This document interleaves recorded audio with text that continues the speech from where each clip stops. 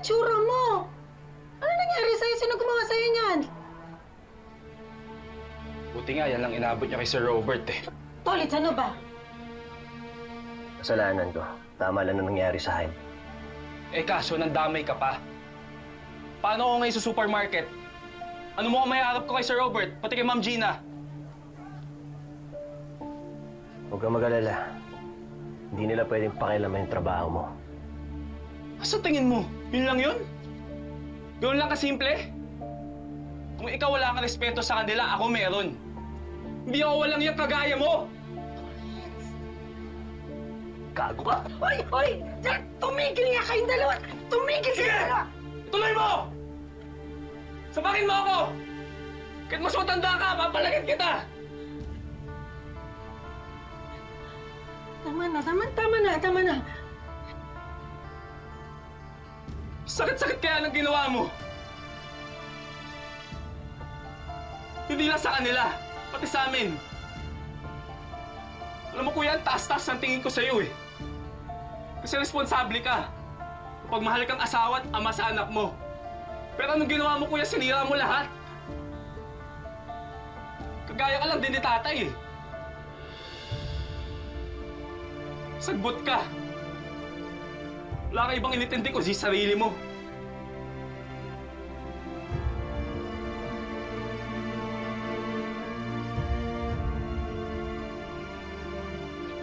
Gerald! Ano ba? Bayaan niyo siya, Nay. Bayaan niyo siya.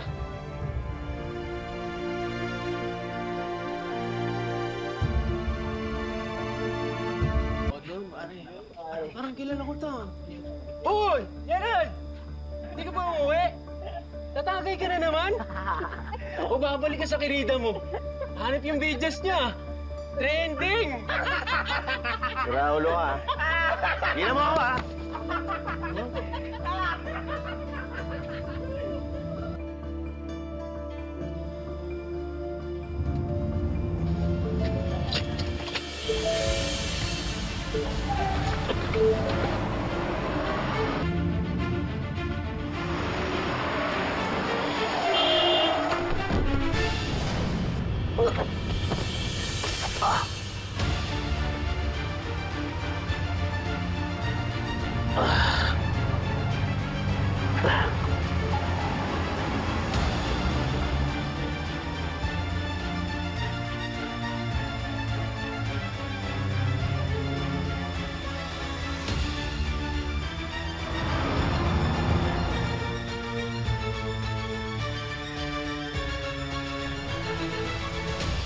Sabi mo sa akin kanina, tinawagan kita, wala na si Gina, wala na ba talaga? Wala na po. Oh, eksakto yung timing natin. Makakausap mo na si Robert. Kasi po wala na rin si Sir Robert. Umuwi na sila? Hindi po. Mag-isa po siyang umalis, dalang kotse.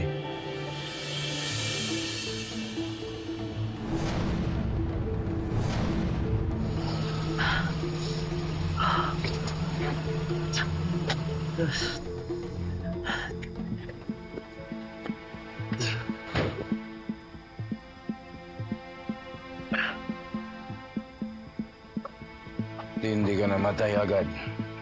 Dahil walang hustisya doon. Dad?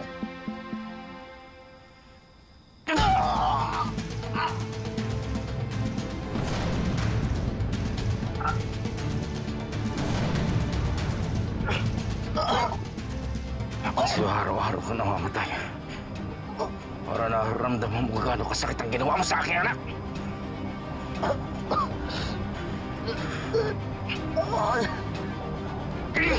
Sana usigin ka ng konsensya mo hanggang sa huli mo hininga. Sana magdusa ka habang buhay.